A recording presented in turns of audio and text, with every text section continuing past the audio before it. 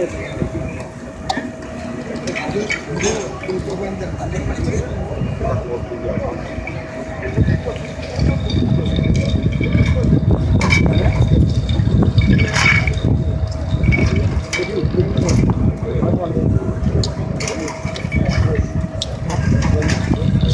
kyla, o kai nebus arčiau arenos mobilinės koplyčios ir šioje matome vieną iš Lietuvos tarptautinės pagalbos teikimo komandos, mūsų narė Laura, štai naujoja Laura.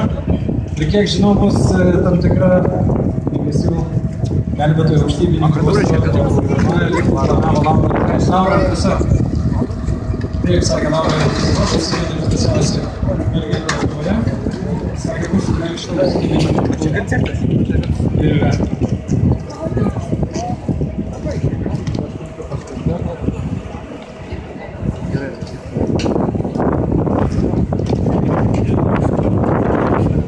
Beje, priminsiu, Laura pakyla į 55 metrų aukštį. Maksimaliai gali pakelti šis rautukas. Matome, kad iš ten įėjimo į šventę pakilusi lėktuvą, kuris taip pat yra pakilusi. Nenori? Nežinau, kad nelabai virto alausė. Matau, kažkas tai gerai.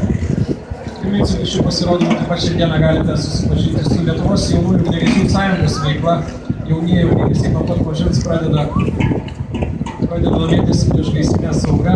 Ugniagesių gelbėtojų specialybė tai yra tikrai puikiai veikla. Citas 5 metrų tyma. Jaunuoliams, jaunimui, kviečiu visus apsilankyti prie jaunųjų ugniagesių pasirodymo stendo iš Pulkikas vadovė. Na, o taip pat galbūt ir susidomėti pačių ugniagesių gelbėtojų profesiją ir taip pat prisijungti ugniagesių gelbėtojų gretas.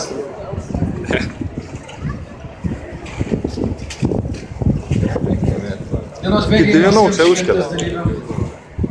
Taip pat yra rengiama ugniagesio košė, šventinio ugniagesio košė, kuri mums vaišins pulkininko Prano Saladžiaus Šaukų 9 rinktinė ir specialiosios priešgaisrinės tarnybos komandos pagaminta košė.